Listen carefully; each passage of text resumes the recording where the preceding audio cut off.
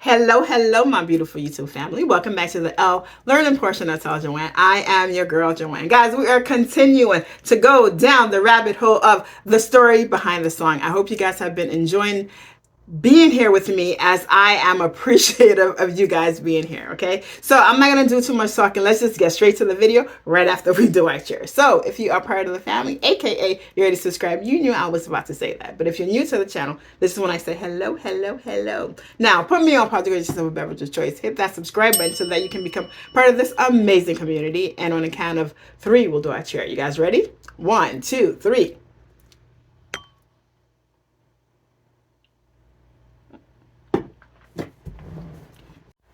First time reaction to Supertramp, Roger Hodgson, the logical song, the story behind the song. All right, let's go.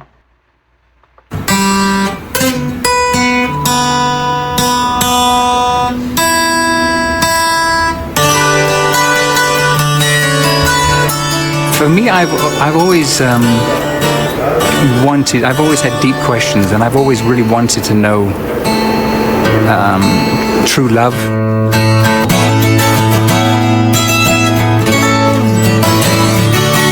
I wanted to know God. I mean, what they told me about God didn't make any sense to me growing up. You know, I wanted to have a real connection. And so, without even really thinking about it, music was where I went to yearn or pray or long. A lot of songs came from just playing and feeling that yearning in my being for connection. Music was really where I found myself, or I found a piece of myself.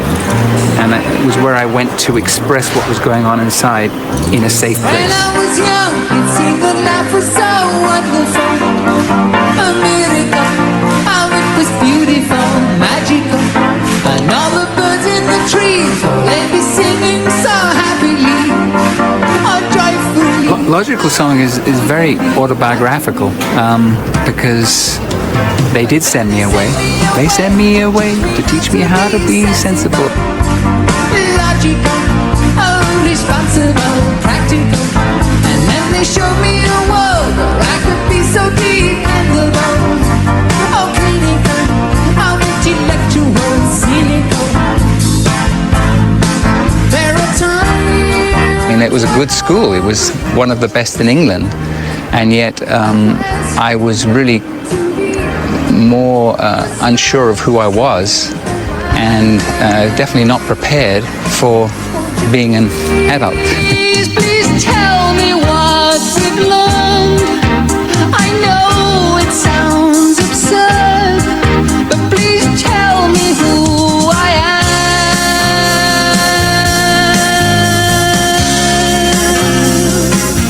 am. I think there's a lot. It's what's missing at school that is, for me, the loudest thing, because we're taught to function outwardly, but we're not taught who we are inwardly and what really the true purpose of life is. There's very little discussion even in school.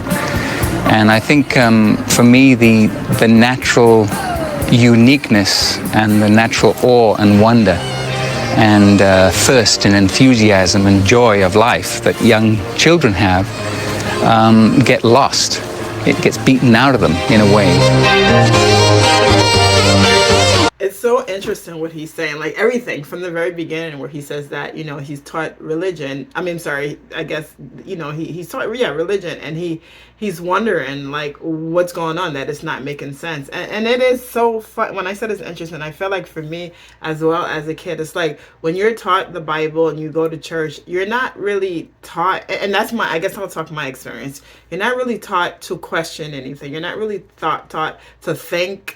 You're just taught to obey, right? You're taught to say that this is how the story goes, and therefore you must obey.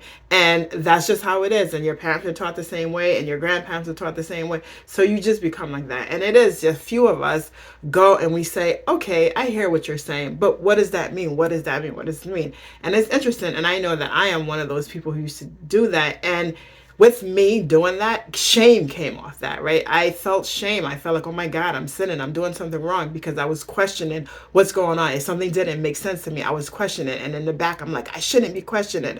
Comment below if you guys experienced that growing up. So it's interesting to hear what he said. And then he went away, and And you know, he had to deal with all of those things. And then he talked about going to school, and it is that when you're in school, you're taught outward. You're not taught to think about things inward. And even going to men, when we talk about men, right, they're taught to, you know, hold your emotion. You must be strong. You shouldn't show this. So it's interesting how we're taught things. And then he goes and he says, you know, it's beat into you. And I don't know if he means literally beat into you, but for my culture, in my background, it is literally beat into you to not question, to be outward, you know, for guys to not think inward. So it's quite interesting, all the things that he's saying, because for me personally, I find a lot of truth to it. So comment below, guys, and let me know if this is something that you can relate to, or if it's something that you can't relate to. Because truly, because based on our backgrounds, we may see them, we can say, I understand, but I can't relate. Or we can say, you know what, he's talking my truth. He's talking my truth.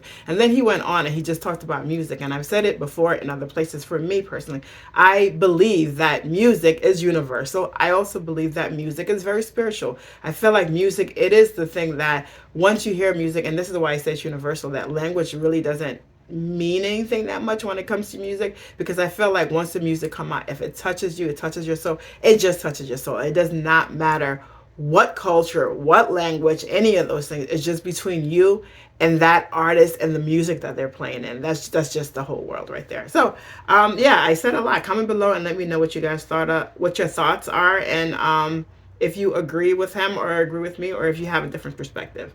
I would love to know. All right, I'm just gonna go back a little bit. All right. Get lost. It gets beaten out of them in a way.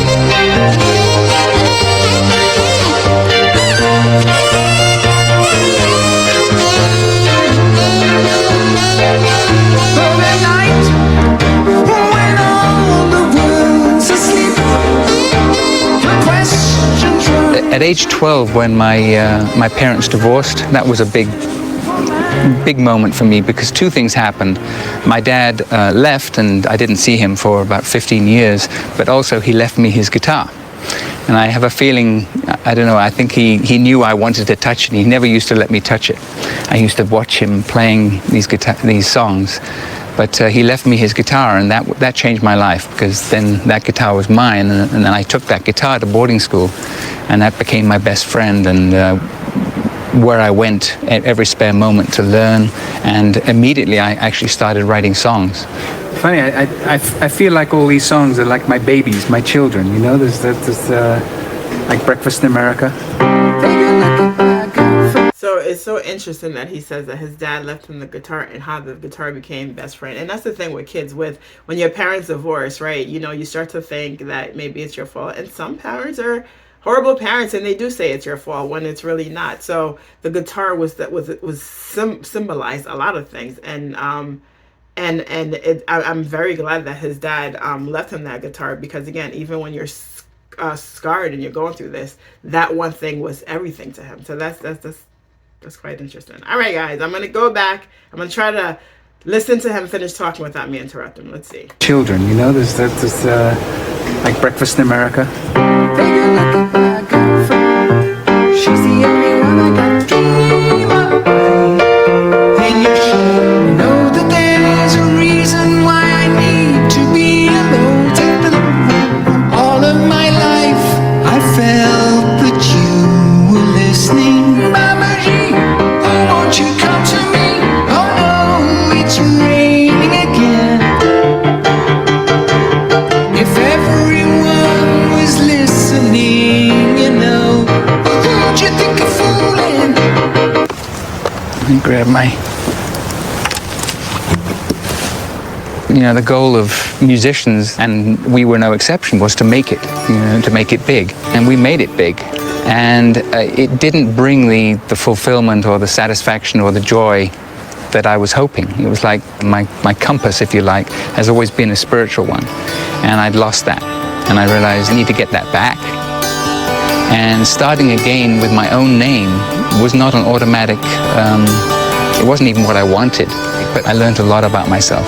So now I'm coming back as a much more whole being, whole man, and I have much more to give. Even in the quietest moments, I wish I knew what I had to do.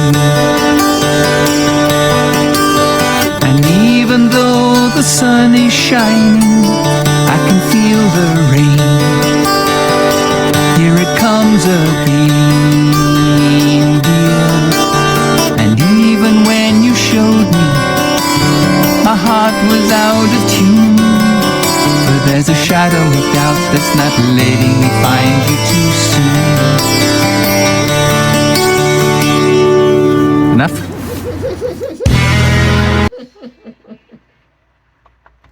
No, it's not enough. We want more.